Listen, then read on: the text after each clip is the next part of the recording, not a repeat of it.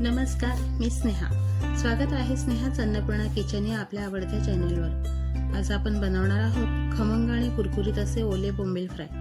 या व्हिडिओमध्ये आपण बोंबील फोडणी करून फ्राय करणार आहोत. त्यासाठी व्हिडिओ स्किप न करता शेवटपर्यंत बघा. चला तर मग रेसिपीला सुरुवात करूयात.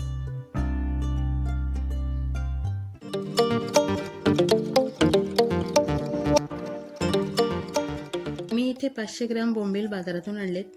ते घेताना साफ करून घेतले. बोंबीलचे 2-2 तुकडे करून घेतलेत आणि एक साइडने उभे चिरून घेतलेत, म्हणजे ते व्यवस्थित फ्राय करता येतील.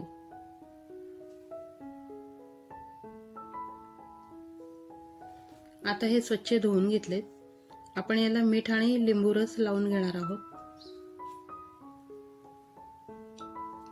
अर्धा चमचा मीठ, 2 चमचे लिंबू रस.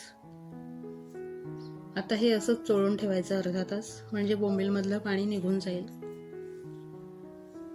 तोपर्यंत साहित्य बघूयात. मी इथे मूठभर कोथिंबीर घेतली, 1 इंच आल्याचा तुकडा, 4 हिरव्या मिरच्या, 12 लसूण पाकळ्या, 1 टेबलस्पून गरम मसाला, 4 टेबलस्पून लाल तिखट, रवा कोटिंगसाठी लागणार आहे, मीठ चवीनुसार, हळद 1 टेबलस्पून, तांदळाचं पीठ कोटिंगसाठी, हिंग 1 टीस्पून.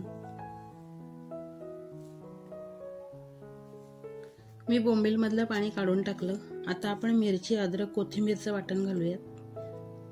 3 चमचे लाल तिखट घालायचं,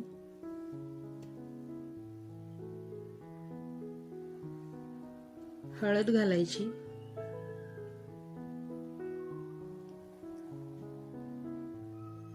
मीठ घालायचं, गरम मसाला घालूया.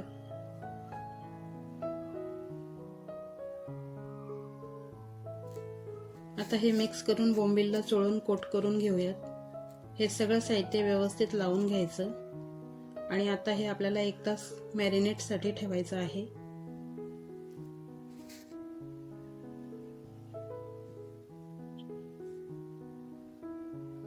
आता फ्राय करण्यासाठी आपण इथे रवा घेतलाय.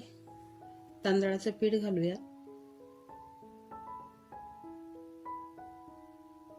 मीठ घालायचं,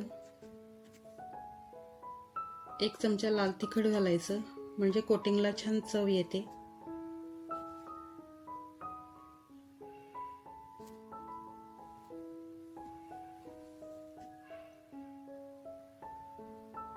हे बघा, पीस या पद्धतीने आपण रव्यामध्ये दोन्ही बाजूनी कोट करून घ्यायचं. हे बघा, तव्यामध्ये तेल घालायचं,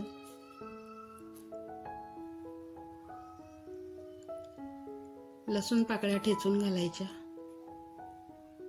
हिंग घालायचं,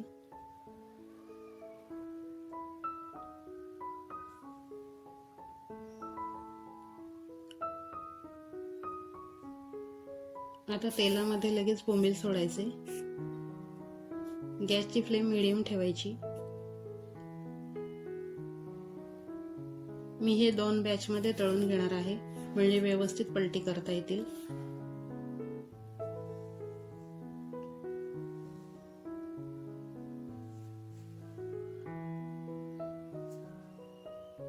हे बघा, छान बोंबील फ्राय झालेले आहेत. ही पद्धत तुम्हाला कशी वाटली ते मला कमेंटमध्ये नक्कीच सांगा.